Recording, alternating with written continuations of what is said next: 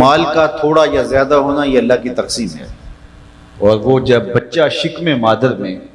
120 دن کا ہوتا ہے اس کا رزق لکھ دیا جاتا ہے، تو اگر وہ اپنی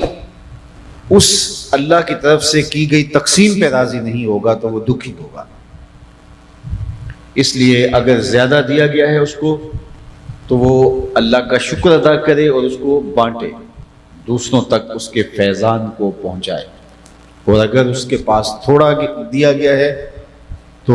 وہ کوشش کر کے بھی دیکھتا ہے لیکن ایک حد سے آگے نہیں جا پاتا،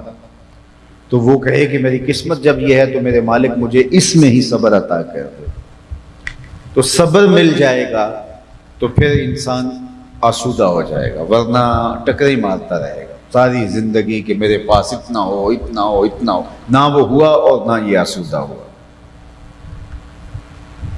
حضور نے اس کے لیے ایک ضابطہ دیا، انظروا الی من هو اسفل منکم، سوکھی زندگی ایسے گزرتی ہے، فرمایا اپنے نیچے دیکھا کرو، نیچے دیکھو گے تو خوش ہو جاؤ گے، جب اوپر دیکھو گے تو دکھی ہو جاؤ گے۔ اپنا گھر ہے، 5 مرلے کا گھر ہے، اچھی جگہ پہ واقع ہے، آسودہ ہے، بندہ خوش ہوتا ہے، لیکن جب ایک کنال کے بگلے کو دیکھتا ہے تو اس کو وہ گھر تنگ کرنے لگنے لگ جاتا ہے، بیچارہ دکھی رہنے لگتا ہے کہ میں تو بہت مشکل میں ہوں۔ لیکن اگر وہ 2 مرلے کے جھونپڑے کے اندر کرائے پہ زندگی گزارنے والے لوگوں کو دیکھے تو اس کو وہ 5 مرلے کا گھر نعمت لگنے لگے گا، اور وہ جس کو دیکھ کے خوش ہوتا ہے کنال کا بنگلہ، وہ کہتا ہے کاش کہ میرے پاس بھی ہوتا، اور اس کو 2 مرلے کا 5 مرلے کا گھر تنگ لگتا ہے، تو اس کنال کے بنگلے والے نے 6 کنال کا بنگلہ دیکھ لیا اور اس کی نظر وہاں لگ گئی، تو اس کو تو کنال کا گھر بھی تنگ لگ رہا ہے جو تجھے کشادہ لگ رہا ہے، اور وہ بیچارہ مشکل ہے اور کہتا ہے گزارا ہی نہیں ہوتا، بچے زیادہ ہو گئے ہیں، یہ کنال ایک جگہ ہے، مہمان بھی آتے ہیں۔ تو اوپر دیکھو گے تو دکھی ہو جاؤ گے، نیچے دیکھو گے تو آسان زندگی گزر۔ انظروا الی من هو اسفل منکم، میرے حضور نے فرمایا نیچے دیکھو زندگی آسان ہو جائے گی، اپنی مٹی پہ ہی چلنے کا سلیقہ سیکھو، سنگ مرمر پہ چلو گے تو پھسل جاؤ گے، اوپر نہ دیکھو نیچے دیکھو۔ ہاں عبادت میں، دین میں، نیکی میں اوپر دیکھو، وہاں کہا گیا 5 نمازیں پڑھتے ہو تو دیکھو فلاں تو تہجد بھی پڑھتا ہے،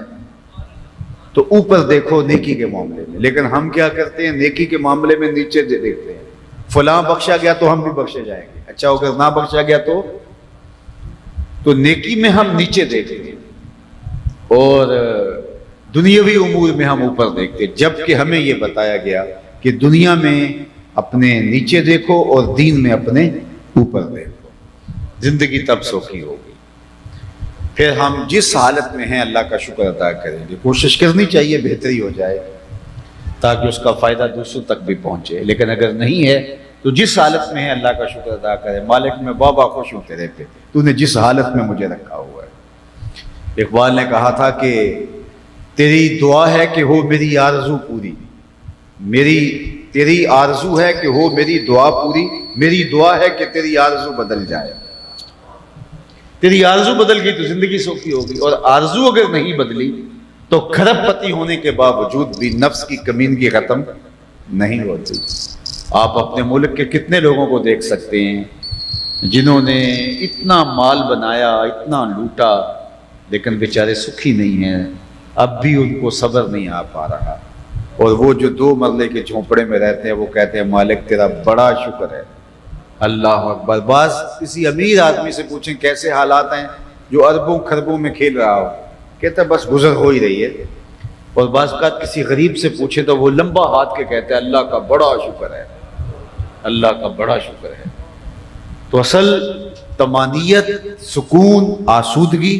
مال کی قلت و کثرت میں نہیں ہے، وہ یہاں سے ہے۔ تو یہ اگر ٹھہر گیا تو زندگی سکون آور ہو گئی، اور اگر یہ نہیں ٹھہر سکا تو یہ خربوں پہ بھی نہیں ٹھہرے گا، اور یہ ٹھہرنے لگا تو یہ پیپل کی چھاؤں میں بھی خوش نظر آئے گا۔ تو اس کو مطمئن کرنا ہے، اور وہ یہ مطمئن کیسے ہوگا الی من ہوا اسفل منکم، نیچے دیکھیں۔ حضرت شیخ سعدی فرماتے ہیں دمشق کی جامع مسجد میں نماز جمعہ پڑھ کے نکلا تو میرے کسی نے جوتے اٹھا لیے تھے